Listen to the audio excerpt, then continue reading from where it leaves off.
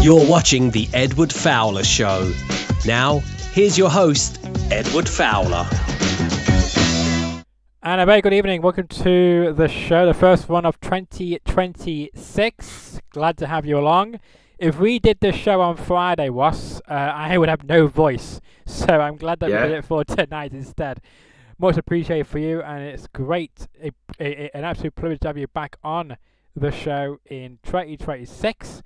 The last time we spoke, I believe it was in 2024. I could be wrong. We might have spoken since then. But to my knowledge, from the clip I shared this morning, it was 2024 since you last on the show. And it goes so quick, man. It does indeed. So quick, crazy. And the last time you were on the show, you had this funky background color behind you, and it was a great. I knew you were going to bring that up today as well.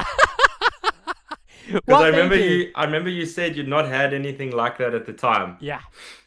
And I was actually so I still have a funky-ish background now in the studio, in my studio at home, but at the time I was using a room in my house for like production stuff, hence the backdrop, and lighting and that. And it obviously did its job because that was 2024 and it's the first point of conversation we've had now. Well, I mean, I got to make sure I remember certain critiques of my guests when they come on, and I got to make sure that it's familiar to me, and I want to make sure that you remember. So I'm glad you remembered that moment. Yeah, absolutely. Well, I guess when I reached out once I was asked to see if I was available to be on the show, and when they came back to you about the opportunity to come back on the show, was that the first thing which went through your mind that I'm sure is going to bring that up when we chat today? Or yeah, it went through my mind this afternoon. I think just because we did talk about that, and it was something that we shared a laugh about, Yeah, it was a fantastic moment to happen on the show, and I got to say, someone actually did something much better. Not much better, but someone did it. Somebody else came on the show last year, and they took it to a new level. So really, they were in mid-conversation, and they did this little movement. The next thing, the whole background in all funky colours and everything. It was crazy. So I shared it on my social media of that. So if you get a moment to see that, you should check that out because it was. I will. Yeah, absolutely. It was absolutely unplanned. All these ways to keep people engaged. Exactly. Not that we're talking about anything like music or anything too serious, Well, when you come on this show, expect the unexpected, because I mean, I try my best to make it as unpredictable, off the cuff conversation, no scripts on this show. So that's how we like. That's how I roll here on the show. But since you put up the music aspect, of course, just remind people who may not be familiar with your work, you are a South African music artist, guitarist, vocalist, songwriter. You've got a brand new 2026 UK live tour. You're also talking about here this evening about one of your most recent, projects you've been involved in.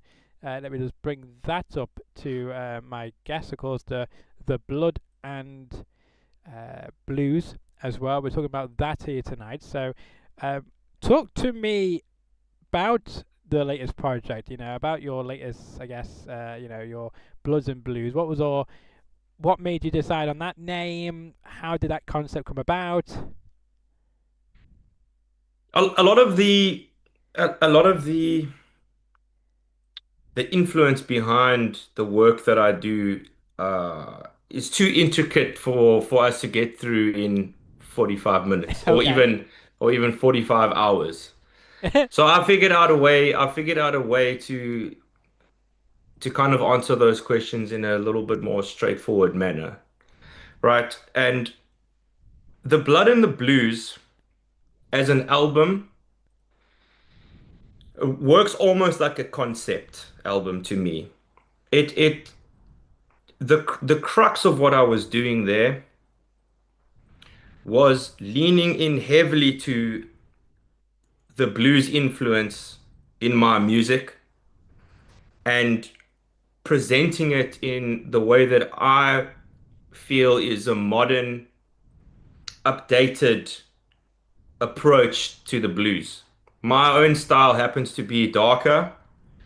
I happen to be influenced by not only darker kind of music, but also content. And it's not always darkness in a negative space, so to speak. Sometimes it's um it's more about depth and gravity. And the term the blood and the blues is a metaphor for the blues being in my blood and part of the way I see and interpret music. And the lens through which I interpret the blues is going to be unique compared to the way that other modern blues artists interpret the blues. And so this influence I took, the blues influence I took in this project, much more head on and much more directly from the blues, where music that I'd done in the past leaned into blues rock, but it was obviously the blues background and influence, but it wasn't as direct as doing something or as working in the kind of space that I did in the blood and the blues. So it's almost like a statement piece to me, but I feel that it pushes the blues in the modern world into a different kind of a different kind of culture. And I think it challenges some of the way that we think about what the blues is today. Interesting take on that, because I like the ending of that. By the way, you said how we intake the blues in the modern day today. Because I mean, I think when we spoke back in 2024, I remember I was saying to you that I mean a lot of artists nowadays likes to combine blues to other genres of music compared to maybe 50, 60 years ago, where you just got the blues or you got something else completely different. Well, the blues has influenced every type of popular music that exists today. Mm. This is something that I'm really passionate about.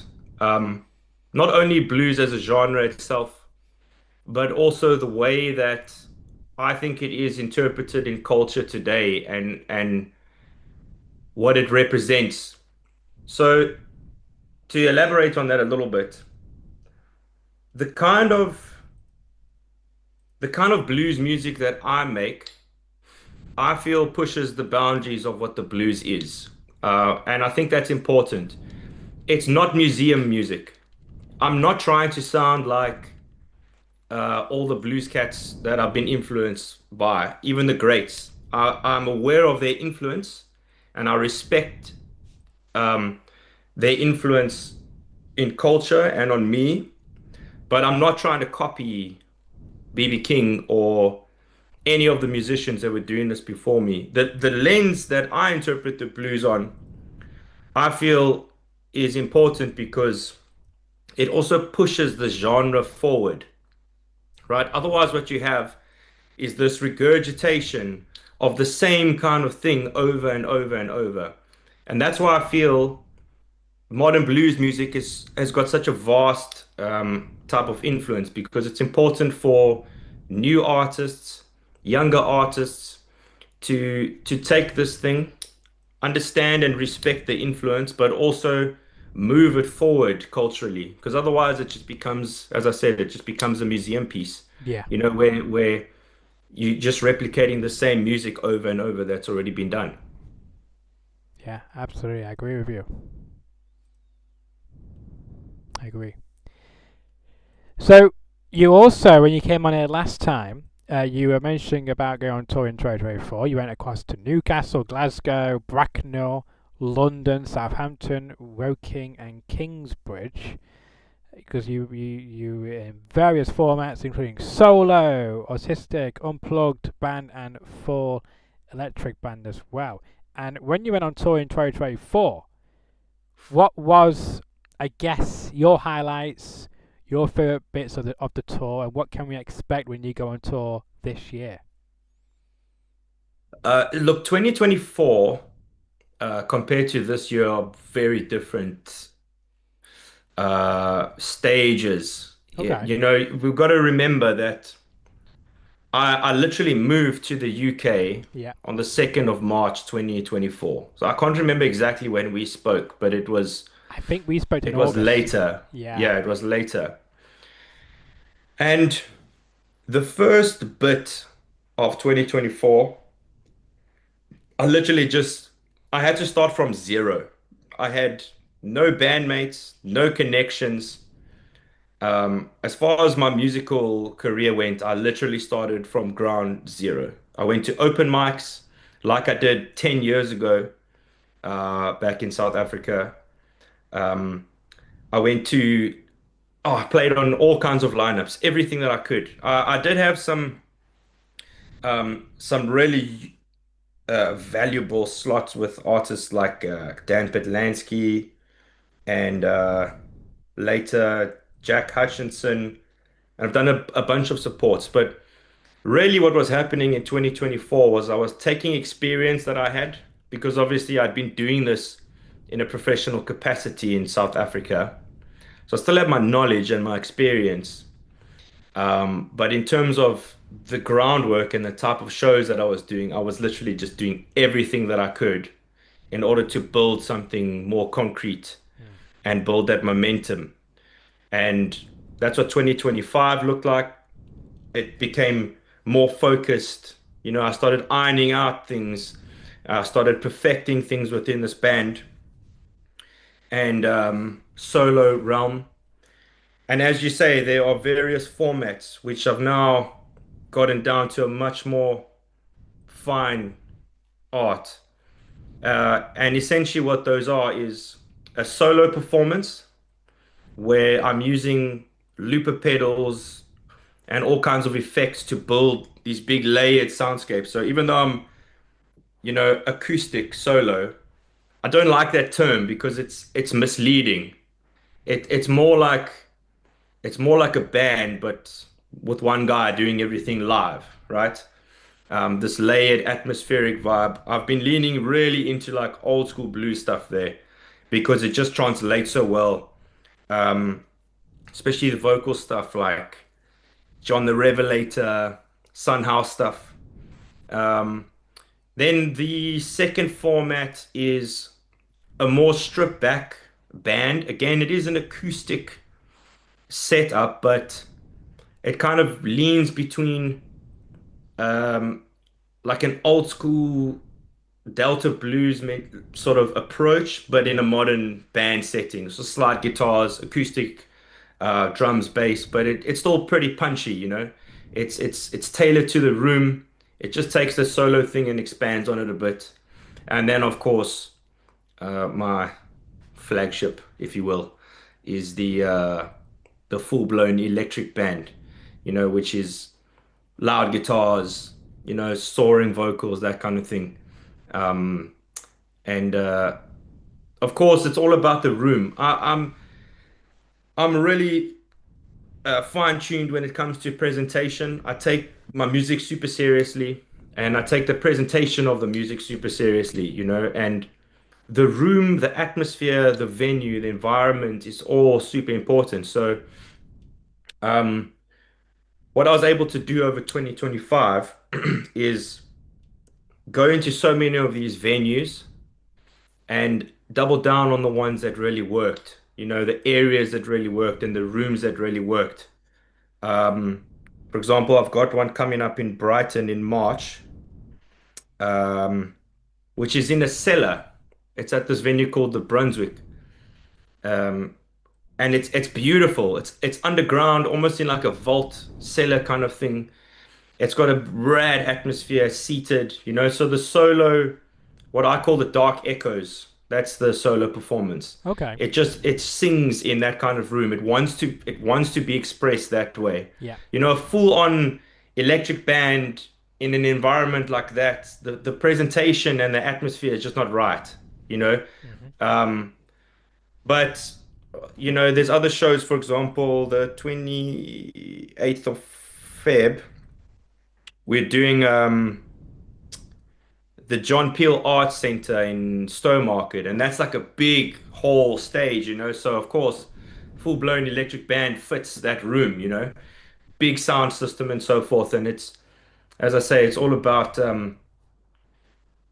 finding the right artistic presentation of the music for the room, and that's why I have these different styles of performance, because as an artist myself, there's different ways that I can express this music, acoustic, electric, in between.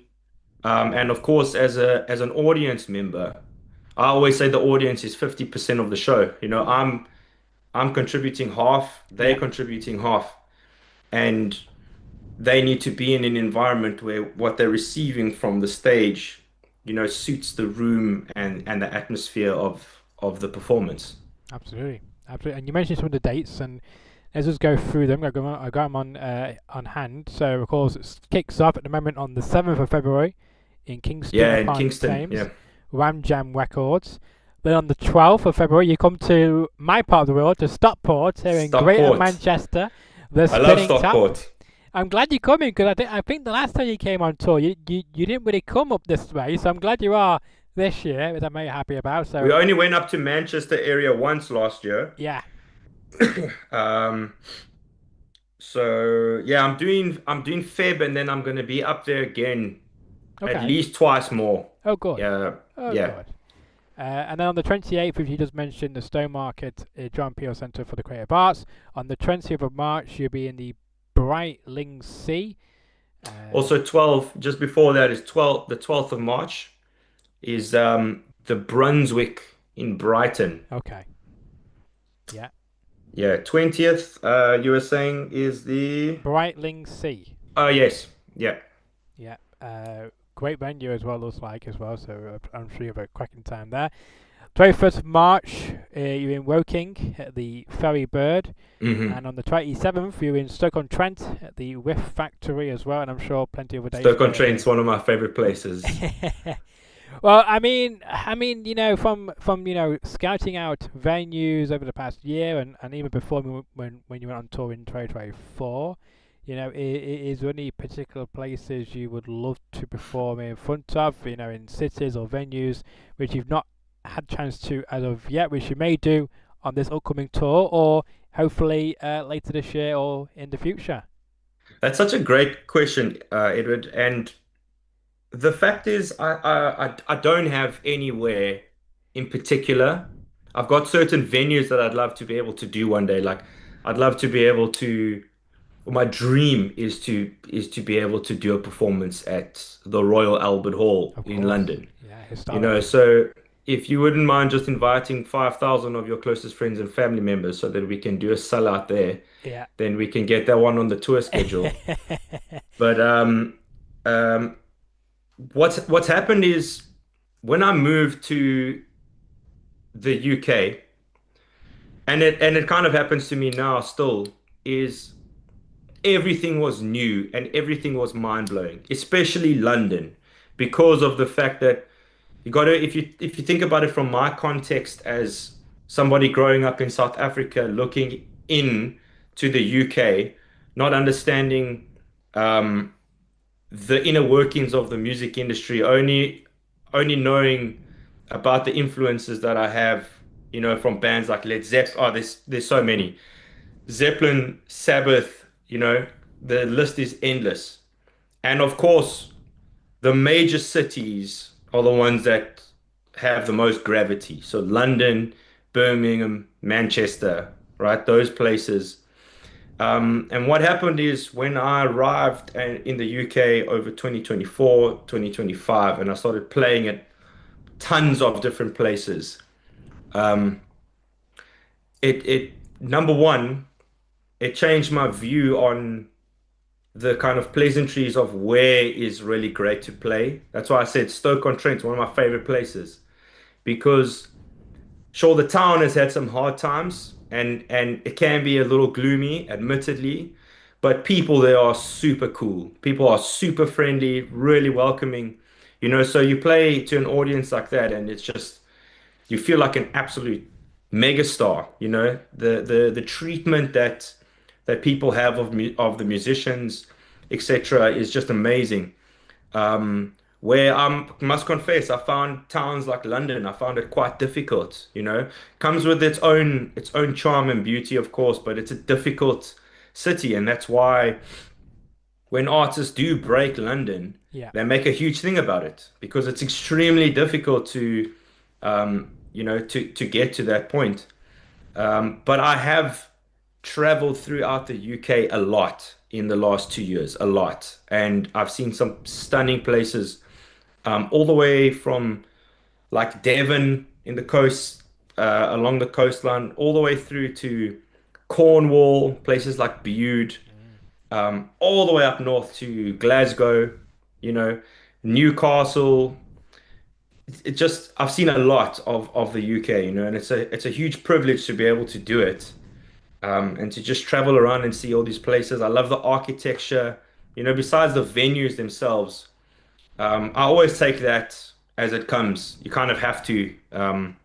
Most of the shows that I've been doing, I've never been in that town before. It's only 2026 where I'm repeating a bunch of shows, Yeah. um, and towns and sort of building on that community. But as I say, it's just the privilege of being able to drive around the UK all over the place and see these different places is just, it's something that I'm super grateful for all the time.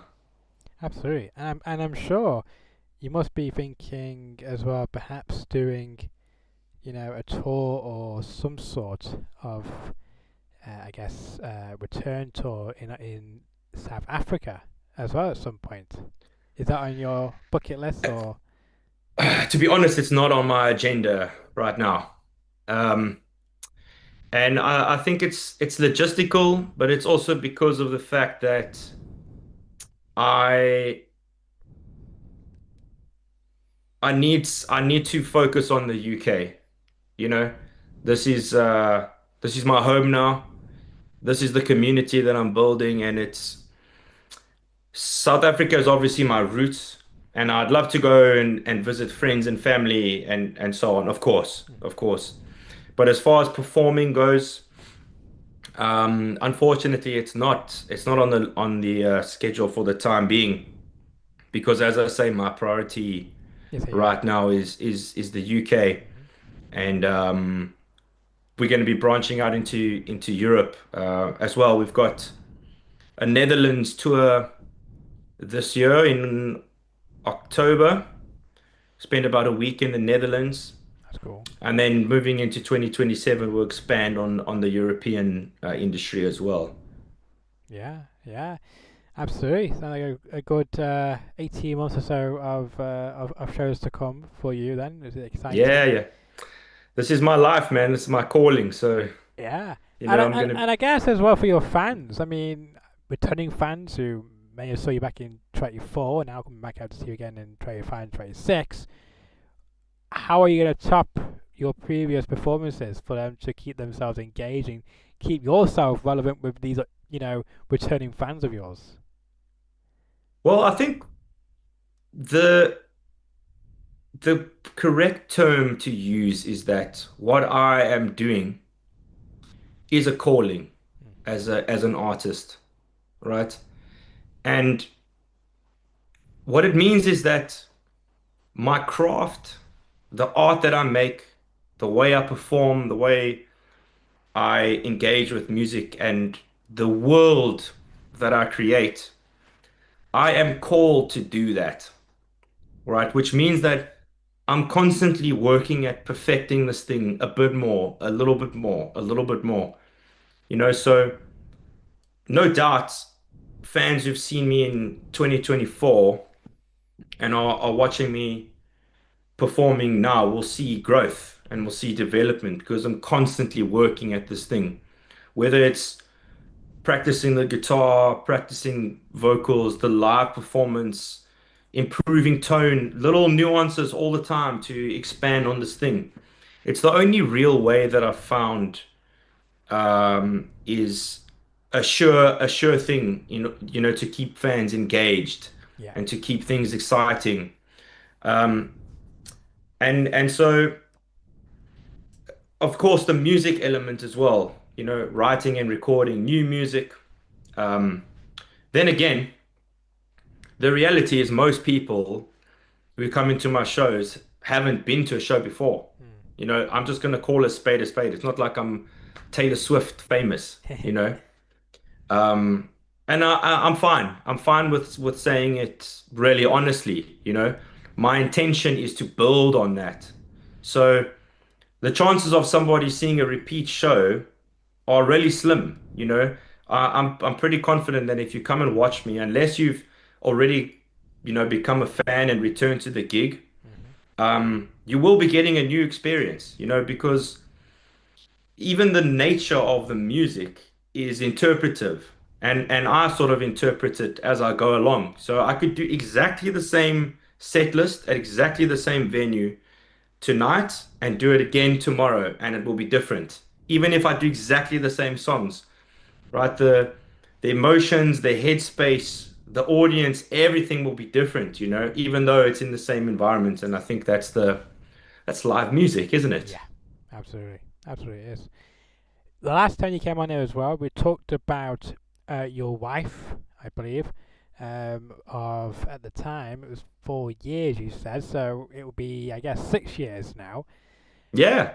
And the clip I used last night, it told me that you saw the clip, so I could be wrong.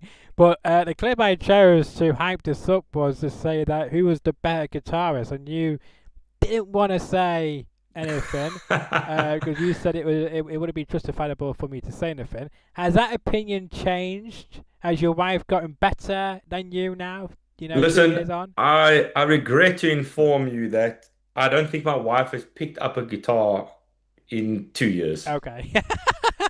Fair enough. Fair enough. So, She's left to so the expert, I guess. yeah, so no, so let's just backtrack on this a Okay. little bit, because it doesn't mean that she doesn't have a massive opinion about my career and about my art, even though she's not picked up a guitar in like 2 years, Yeah. right?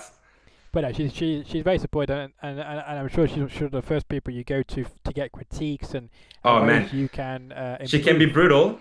I'll admit it, she can be brutal, but you know, secretly, if I run something by her and she goes, then I know that there's something to it that probably needs just. And obviously, we have these differences, where maybe something is a little bit more.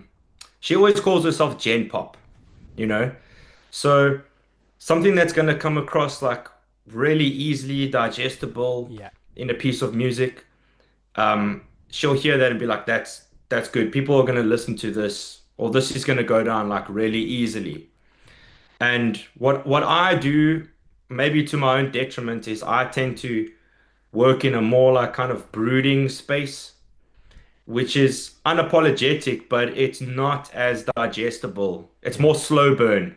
It's like um, it takes a little bit more. It takes repeat listens for this thing to sink in. And so sometimes we have that kind of difference of opinion, where I have to say, just listen to this a couple more times and then Then then let me know. or And or sometimes she'll or come back and say, it's not working. And sometimes she'll say, okay, I understand where you're coming where you're from now. It coming makes from. sense, Yeah. you know? Yeah. Or I was gonna say maybe just give me a few times and you hopefully will get the message and understand it better, perhaps as well. Yeah, yeah, for sure. I actually think it's quite a neat little analogy for the way that my music is digested, so to Mm. speak, for the lack of a better term, in the real world.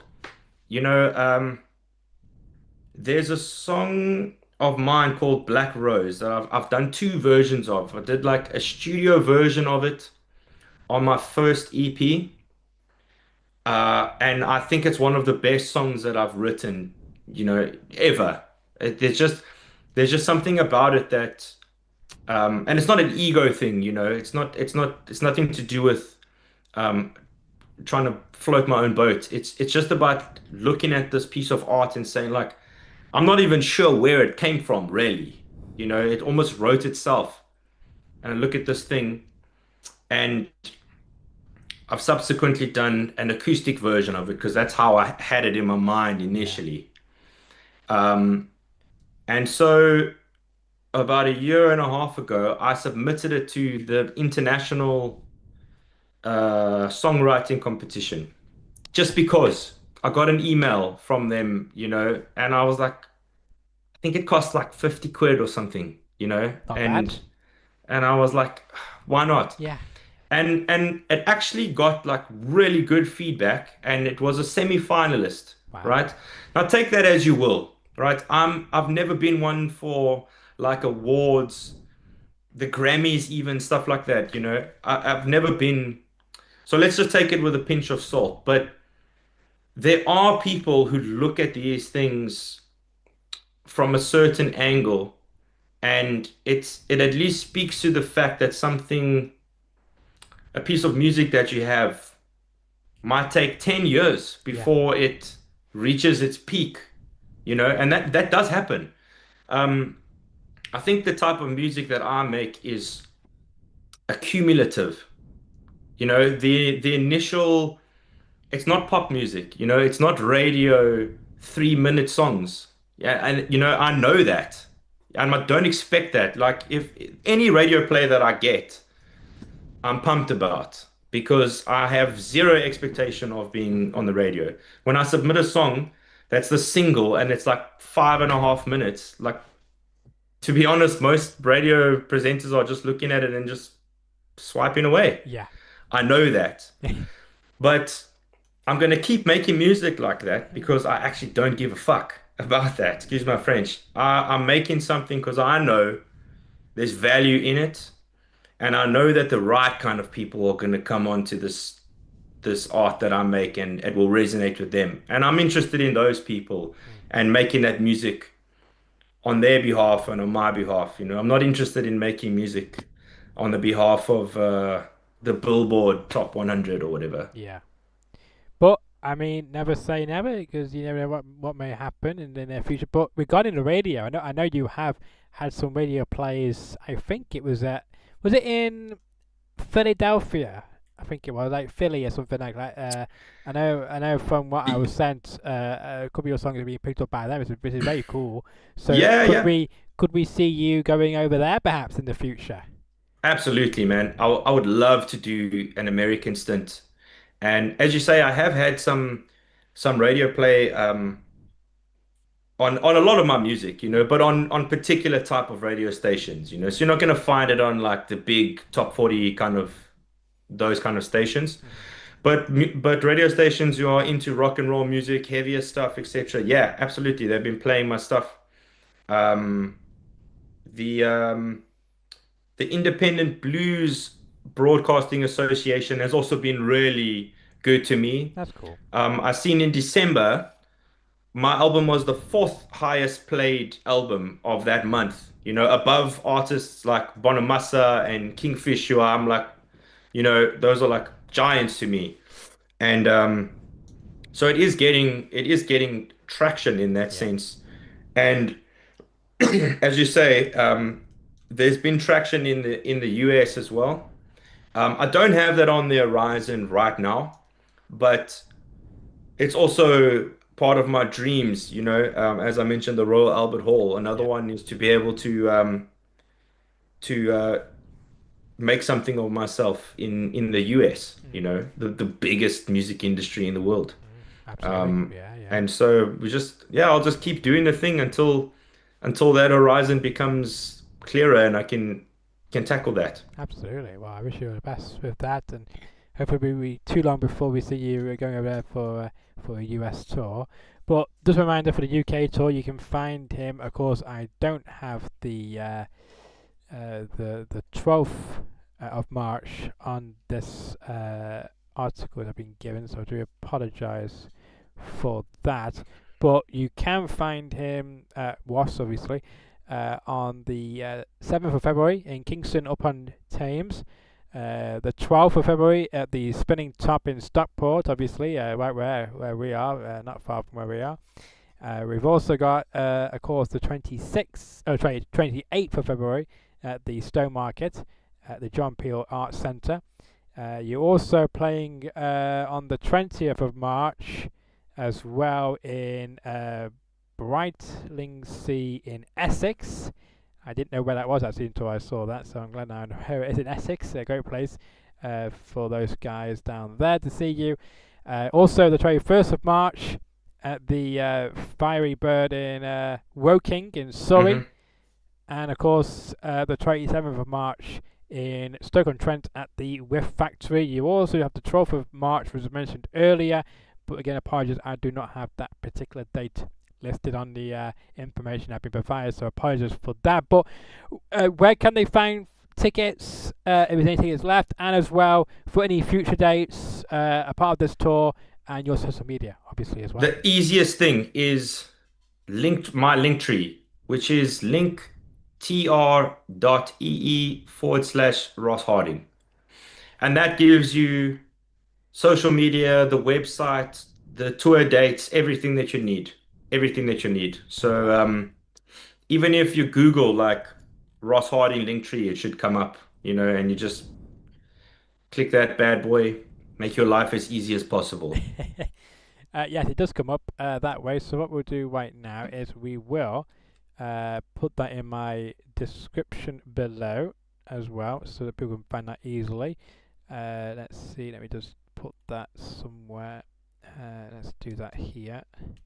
That's in my description. And what else I would do, since I've got it here, as I forgot to do beforehand, you can tell me a bit out of the picture with all this, because it's been a while since I did a live show on this channel.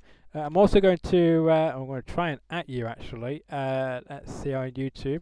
And what else I will do, which is a new feature since you last came on the show, is that I can actually invite people as a collaborator on this video. So I can actually invite you to collaborate, and you can actually have this on your channel, this video of our channel. Fantastic. If you're interested in that, but I will definitely do that for you. I will send you a link. I'll send you a link, because what happens is when I the way it works is that I invite you as a collaborator. However, the person does not get notified. I have to send them a message via social media or whatever, the way I get in contact with people. So I believe you have my Instagram on available. So what I'll do, I will send you the link to this once I invite you as a collaborator. It will probably be tomorrow, because it takes about 24 hours for this to upload as a video. So I'll send it to you tomorrow as a collaborator, and then all you have to do is click the link,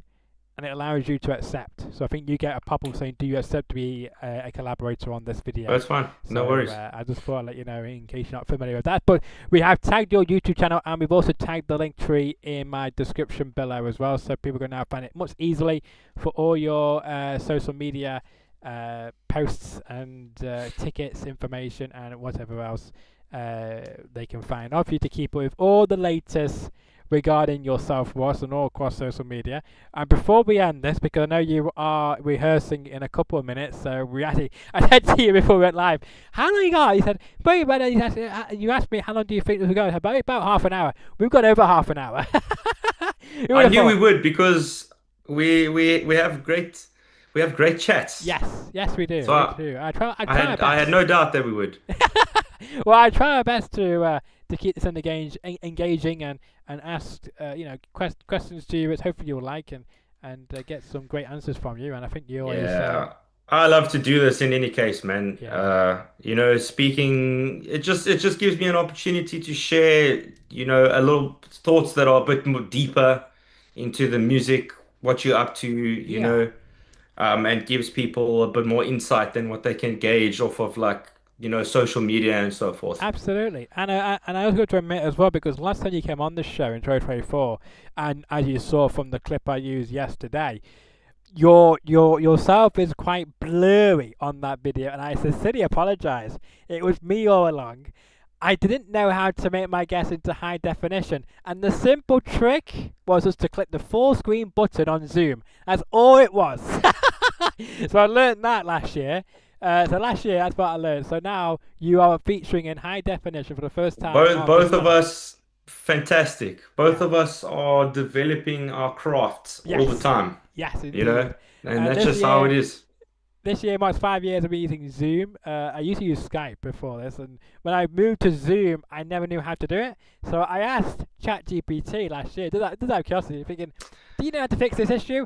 And then it said, click full screen, try that, and it worked. That's a simple trick. ChatGPT and I have become very close. Yeah, yeah, it's a good tool, isn't it? Good tool to use. Yeah. No paid plug by either of us say that, by the way. I just wanted to share. It wasn't actually all of me who takes credit for that, for fixing that. But I want to finish on this. I want to give you the final thought. I want you to mention anything which you think is very important to mention to get off your chest, which I've not personally brought up, which you think is important to this conversation and, of course, to your career at the moment. I think the most important thing is just to give live music a try, and new stuff, whether it's my own music, whether it's your local pub, just go. Just go and listen to the band, because you will be pleasantly surprised at the amazing talent that exists in the UK industry. And those musicians, myself, all of the independent artists that are operating in the UK, they need you to be there and to rock out with them. And you do much more than you realize by just going to a show. So if anything I can mention is just show the fuck up and listen to some live music, Yeah. and you won't regret it. Absolutely. Great advice. Great way to end the show. Much appreciated for your time as always, Ross. Feel free to share this around with all your followers as well on social media. This is available anytime for them to catch up on our fantastic conversation. Been an absolute pleasure, man. Thank you so much for having me. You're very welcome. And I got to mention as well that we've got over 367 subscribers right here on YouTube. I'm sure this year we'll get to 400 subscribers. 1 million. well, maybe one day. But I mean, I feel like you've got a strong social media presence, so I think you'll probably get there before I do. Just keep. It's not even. We just keep doing the thing. Yeah. Grinding at it consistently. That's what it's about. That's what building. I need to do. Yeah, absolutely. I agree. And I can't wait to welcome you into the 3-time club at some point in the near future as well. Yeah, absolutely. Cool. I look forward to that. But there'll be some clips coming out over the next few days as well, so check out those when I tag you on social media. And until the next episode, make sure to smash the like button, share the video around, tell everybody about Ross Harding, talk about his fantastic new tour, his new music, and so much more. He's a gentleman, fantastic gentleman, and I'm sure you will welcome me into your favourite towns and cities as he moves across the UK once again for his upcoming UK tour. So make sure you check it out, and if not, then you can be squared, because you'll miss out on all the fantastic moments and great music of his. Again, as I mentioned, we've got over 367 subscribers. If you're new around here and like the content, make sure to smash it and join the community and help me to get to 400 subscribers. And until the next episode, which will be very soon, by the way, enjoy the rest of your Monday evening or afternoon.